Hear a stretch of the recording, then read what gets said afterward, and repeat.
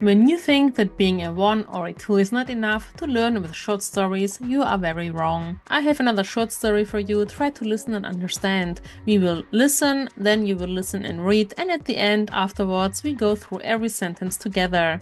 And don't forget, I have a question for you at the very end, and I'm expecting you to answer it and practice your German even further if you want. Don't forget to like, subscribe, leave a comment, a like, anything helps with the channel. If you need a brush up for your A1 or A2, check out my grammar course, my vocabulary course. For each level, everything is on my channel. And of course, maybe consider to become a member to support the channel even further and also get the B1 and later also B2 experience.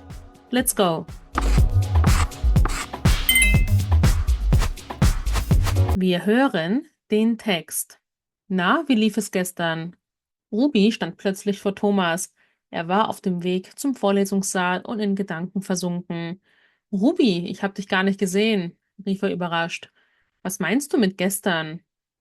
Eure Besprechung, meine ich, wegen dem Urlaub. Ach so, Thomas winkte ab. Ich weiß nicht. Was ist passiert?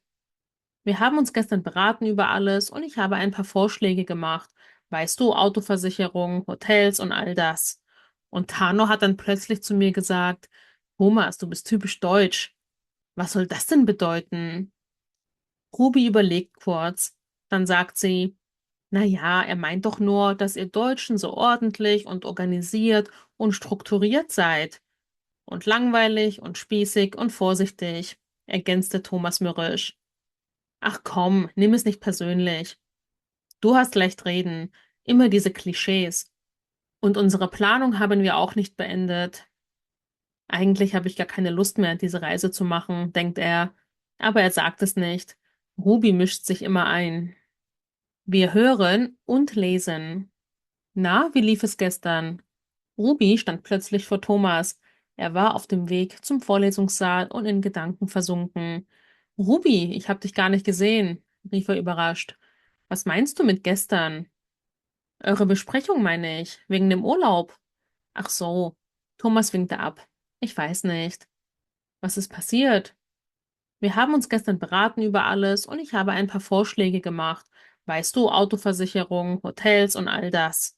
Und Tano hat dann plötzlich zu mir gesagt, Thomas, du bist typisch deutsch. Was soll das denn bedeuten? Ruby überlegt kurz. Dann sagt sie, na ja, er meint doch nur, dass ihr Deutschen so ordentlich und organisiert und strukturiert seid. Und langweilig und spießig und vorsichtig, ergänzte Thomas mürrisch. Ach komm, nimm es nicht persönlich. Du hast leicht reden, immer diese Klischees. Und unsere Planung haben wir auch nicht beendet. Eigentlich habe ich gar keine Lust mehr, diese Reise zu machen, denkt er. Aber er sagt es nicht. Ruby mischt sich immer ein. Wir lesen zusammen. This is the part where we go through everything and I will explain grammar, vocabulary and all this good stuff. Na, wie lief es gestern? You know this one maybe, laufen, right? Laufen is a verb, meaning to walk. Ja, laufen. Ich laufe in die Stadt. I walk to the city. But of course, like in English, it can also mean something goes a certain way, yeah? So somebody asks, so, how did it go yesterday? It is plain past, ja, Präteritum. Ruby stand plötzlich vor Thomas. Ruby, our subject. Stand, stehen, to stand. Again in plain past. Suddenly, in front of Thomas. For is a preposition that needs dative, but if you have a name, you don't need an article. Therefore, you don't see the dative that clear, but it is dative. So Ruby suddenly was standing in front of Thomas. Er war auf dem Weg zum Vorlesungssaal. This is the first main sentence, ja, Hauptsatz. He was on his way or on the way, auf dem Weg, dative again, to the, zum, also dative, a lot of dative, Vorlesungssaal. Der Vorlesungssaal means the lecture hall. Yeah, it's a big hall, a big room for a lot of audience. So he was on his way or on the way to the lecture hall. And now we have a nice saying. It shows it so you can learn it as a pattern. Und in Gedanken versunken. Der Gedanke is the thought. Sinken, the infinitive, sinken means to sink, to go down or to go under. So maybe you can guess. It literally means he was sinking in his thoughts. He was thinking deeply. It's only the short version of the sentence because the longer version would be und er war in Gedanken versunken. Ja, perfect tense. But we don't need it twice. We have it here in front. Er war, therefore we can cut it out. Ruby, ich habe dich gar nicht gesehen. Ruby, I didn't even see you. Or I didn't see you at all. Gar nicht. Ich hab is a short form of habe, and the whole sentence is in perfect tense. Rief er, überrascht. Rufen, to call or to shout out. Ja. And überrascht means surprised. So, Ruby, I didn't see you at all, he said, surprised. Was meinst du mit gestern? What do you mean with yesterday? Question word, yeah, verb, subject, yeah, the normal pattern. If you're not familiar with this, check out my grammar course A1, A2. You get everything you need there. Eure Besprechung meine ich. Of course, you could also switch it around. She could also say, ich meine eure Besprechung. For emphasizing reasons, we put the object here in front. I mean your meeting, your discussion, die Besprechung, the meeting. Wegen dem Urlaub, wegen dem Dativ, because of the vacation, the holiday. Ach so, ah ja, got it. Thomas winkte ab. Abwinken is a separable verb, and you know that we open it and put the prefix at the end. Abwinken means to wave your hand in a dismissive way. For example, someone offers you cigarettes and you make a hand gesture and you mean no thank you. Abwinken. To wave off, ja? And he says, ich weiß nicht, I don't know. Was ist passiert? Again, perfect tense. What happened? Was ist passiert?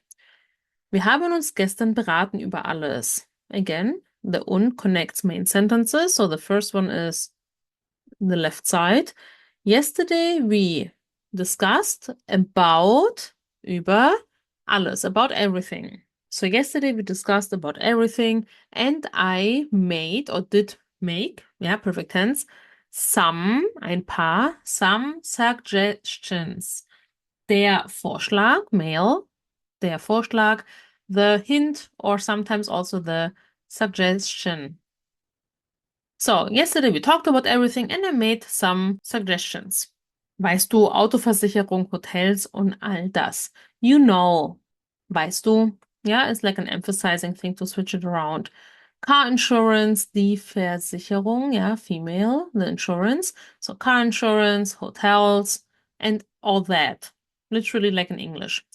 Und Tano hat dann plötzlich zu mir gesagt, and Tano then suddenly, again suddenly, said to me, zu mir. Again, zu needs dativ, ja, zu mir. Thomas, du bist typisch deutsch.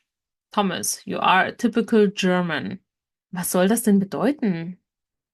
What is that supposed to mean? Was soll das denn bedeuten? Then is a stronger word for someone expressing surprise or high emotions, ja. Theoretically, someone could also say, was soll das bedeuten? Yeah, what does it mean? And of course, sollen is a helping verb, a modal verb, and therefore our actual verb is an infinitive. Ruby überlegt kurz. Ruby thinks for a second or for a short time, kurz. Dann sagt sie, then she says, naja, er meinte doch nur, dass ihr Deutschen so ordentlich und organisiert und strukturiert seid. Well, naja, he only meant that you Germans are, seid. It's a subordinate sentence with das, therefore seid at the very end. So the you German are so tidy, ordentlich, organized, organisiert, structured, strukturiert. So, well, he just wants to say, or he only meant that you Germans are tidy, organized and structured. Und langweilig und spießig und vorsichtig. Ergänzt Thomas mürrisch. And boring, langweilig. Spießig is a typical German word. Narrow-minded, ja, let's keep it like this, spießig. Und vorsichtig, cautious or careful. Ergänzen means to add something. Adds Thomas. Mürrisch means like grumpy, yeah? Not in a good mood, grumpy. Ach komm is a nice saying, come on. Nimm es nicht persönlich. Das ist Imperativ, ja? Imperativ, Grammar A1, check out my grammar course. Don't take it personal or personally. The reason there's no subject is because it's Imperativ, ja? Du hast leicht reden. This is a pattern you should learn altogether. Leicht reden haben literally means easy for you to say. Easy, leicht. For you, well, for you here is a subject. It's not for you like an object. Du hast leicht reden, also reden. Easy for you to say. Immer diese Klischees, always those Klischees, ja, those stereotypes, das Klischee, neutral, das Klischee. Und unsere Planung haben wir auch nicht beendet. And our planning, die Planung, we also did not finished. Perfect tense. Eigentlich habe ich gar keine Lust mehr, diese Reise zu machen. Actually, eigentlich, I'm not in the mood. Die Lust can mean the lust, to lust over somebody or something, yeah, but also the mood. Actually, I'm not in the mood anymore, mehr, to do this trip. We have here zu, important grammar. It's B1. I will put it in my B1 grammar course on my premium area. You can check it out there when it's time to do that. So, two verbs, therefore the zu, one of many rules. To do this trip. He thinks. But he doesn't say it. Aber er sagt es nicht. He doesn't say it. Rubi mischt sich immer ein. Einmischen, separable verb, means to get involved, yeah, to put her nose into things. So einmischen. And because the subject is the same as the object, yeah, she puts herself into things. Einmischen is reflective. Sich einmischen, learn it together with the reflective element.